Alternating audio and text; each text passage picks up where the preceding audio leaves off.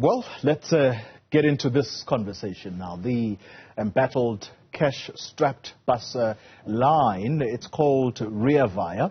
It has received a lifeline at a relaunch. Now, the bus operator PioTrans yesterday unveiling a fleet of 10 new buses. This is to try and boost the service. Last month, you'll remember that PioTrans was placed under administration over a dispute with creditors. And let's speak now to the Johannesburg Transport MMC, Kunene, who has attributed the company's woes to rampant corruption.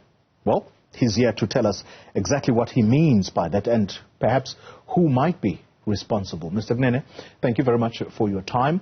Let's kick off the conversation with the relaunch in Soweto yesterday. How does this guarantee an uninterrupted service to commuters? Because that's who's important. Thank you, Xoli, for having me. I usually call you the best dressed journalist in this country, the fashionable journalist.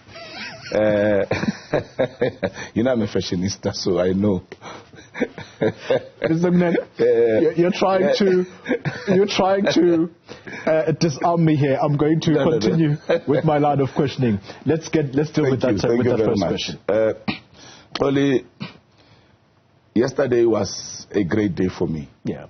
It was a blessed day, and I think I must say that glory must be to God.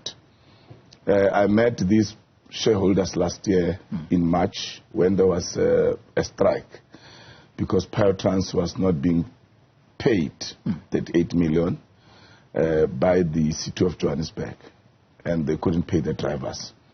I then intervened, and at that intervention, at that meeting, the shareholders came and they were all saying, please help us, our company is going down. Right. So what has happened there is that government failed these taxi owners. These people gave away their taxis so that they can be part of an empowerment deal. When you go to the mining industry or any other industry for that matter, an empowerment is lifetime. Once you say you are empowering people, it's lifetime. It's become generational. Yeah. So when the paperwork came, these people were first told that this is lifetime. When paperwork came, it said 12 years. Now, a lot of them said, look, we had already given our taxis. So we couldn't walk away. We had to sign this 12 years. But we are not happy. But again, Xoli, they are used to getting 1,000 rand, 1,500, 5,000 every day from the taxi drivers. Now they have been put in a corporate structure. Right. And there is no proper mentorship, proper training of the shareholders.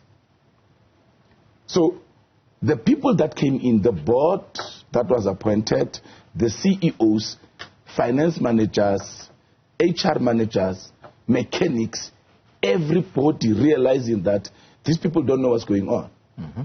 They stole them blind. There's a lady there who was an HR head earning 2 salaries, doing one job. There's a CEO that was stealing them blind. And when they found out and they dismissed him, he sued them for 12 million. And he tried to liquidate the company. The buses were being branded at 55,000. When a branding of a bus cost at the most 15,000 rands. Sure. Buses were being fixed with pirate parts, but this is the thing. Yeah. A genuine part would be ordered and be paid for.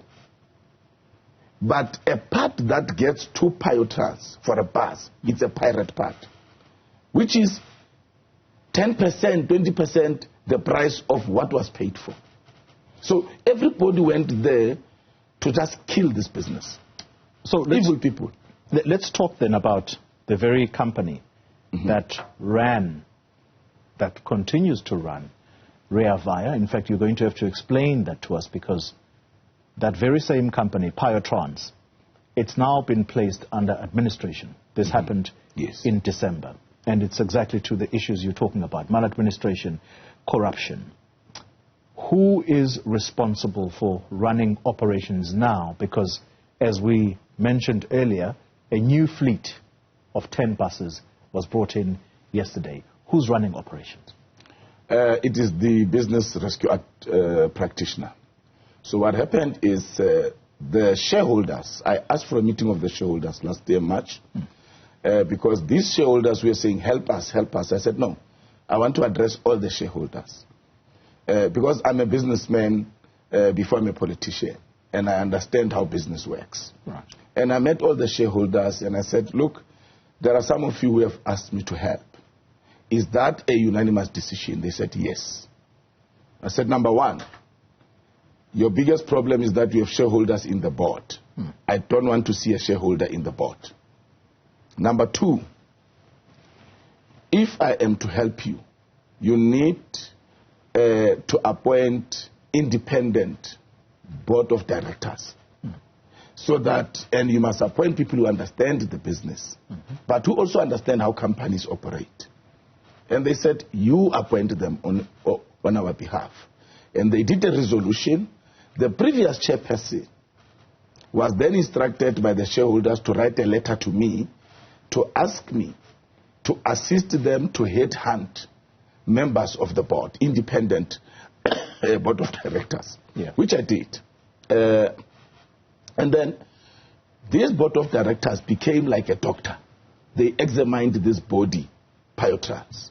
They were having regular meetings with the shareholders, briefing them about what the problem with PioTrans is. And once they've done that, they realized that, no. This body, PioTrans, needs a surgeon. It needs to be opened up.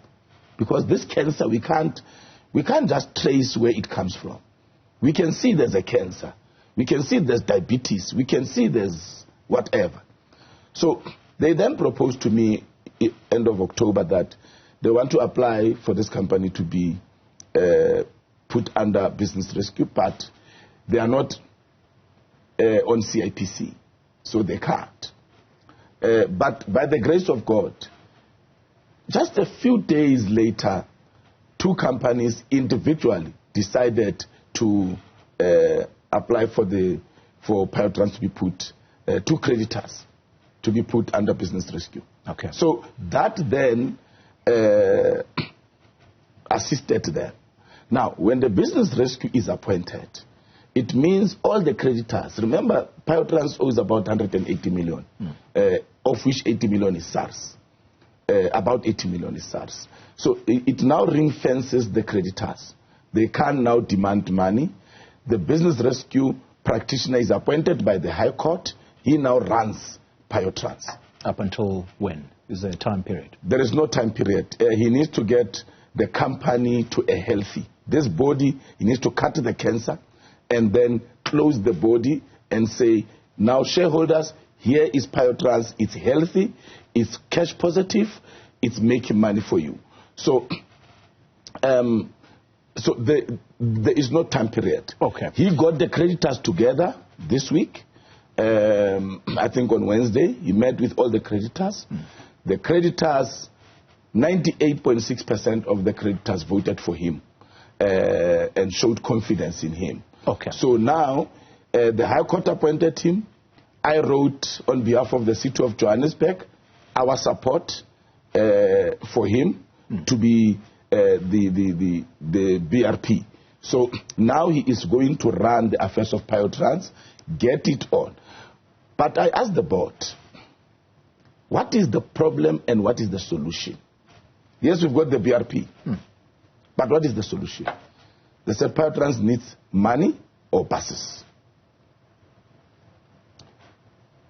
They said we have knocked at all bus companies, they are refusing.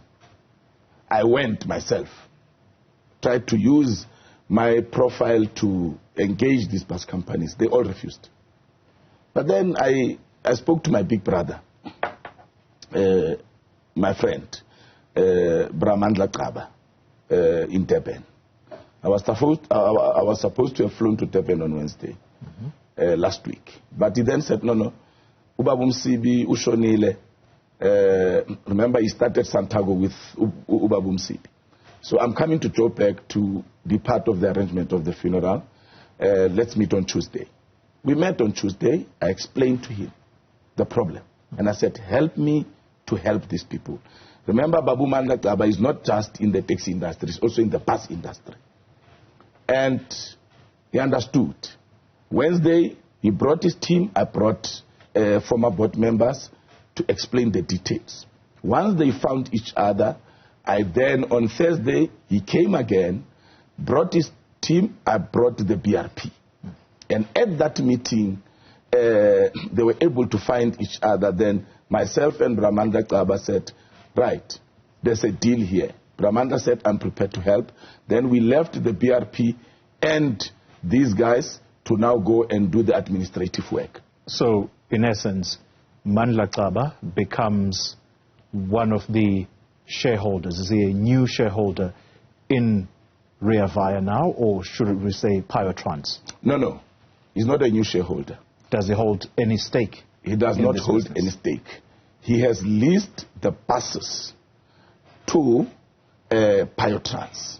Remember, PioTrans lease buses. Yeah. Whether you buy them, whether you lease them, but he has leased the buses. There were three options. One option was to lease. Second option was to rent with an option to own. Lease with an option to own. Third option was for them to operate on behalf of PioTrans.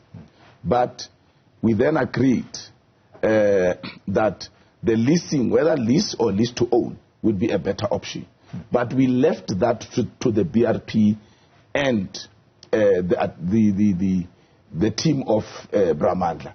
So they have now agreed on how to move forward. But he does not take a stake. He has no control over PioTrans.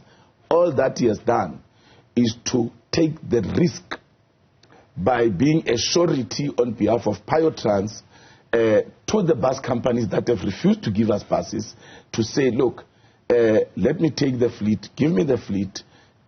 So the first fleet that came yesterday is the fleet that he had already bought. So now, from next week, there'll be other fleet that will be coming to PioTrans. There's a total of 45 buses that is helping with. Okay. Because the BRP said, look, if we have 45 feeder buses, we will be able to make or turn PioTrans to be cash positive. All right. That's a lot of detail you've given us there. Let's conclude the conversation. Corruption and maladministration is what collapsed this bus system. Talk to us about this cashless system that you believe is the answer to the evil of corruption. Why do you think that that is the answer? And by the way, the people who ran it to ground, do you intend pressing criminal charges against them? The BRP has been very clear that as he does the forensic investigation, whoever he finds that has taken money from the shareholders, he is going to recover that money. So when you recover the money, you have to open a case, you have to bring the asset forfeiture unit. So definitely criminal charges will be pressed against people that have stolen these old people blind. Okay. And coming to the issue that you have raised of corruption. You know, the board that I headhunted has already won multiple cases without charging PioTrans, because one of the guys there is Adil Mayet of Mayet Attorneys, is a lawyer. One of the CEOs wanted to liquidate the company. He went to court, he won that case on behalf of PioTrans without charging them a cent. The rot is too deep.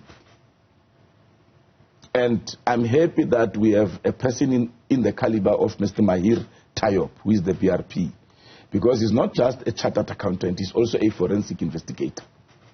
So as he is bringing the company to life, he will also be able to investigate simultaneously and be able to uncover the rot and the wrongs that have happened, and he will go after these people to pay back the money to the shareholders, because that's what is important. Kunene, unfortunately, we've run out of time. Thank you very much for the detail that you've given us here. this morning, MMC of Transport in the city of Johannesburg. I think, Xoli, you can just say, well done, Kunene. You are the first politician to rescue a company that was on the ground. Politicians usually don't do that.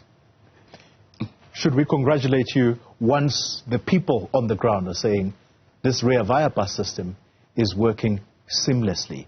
Now, let us thank the MMC of Transport. Let's wait. Should we not? No problem. All right. But I don't for a second think that you don't deserve congratulations, but let's put it off for now until the people on the ground pronounce. Thank you very much. Thank you, my brother.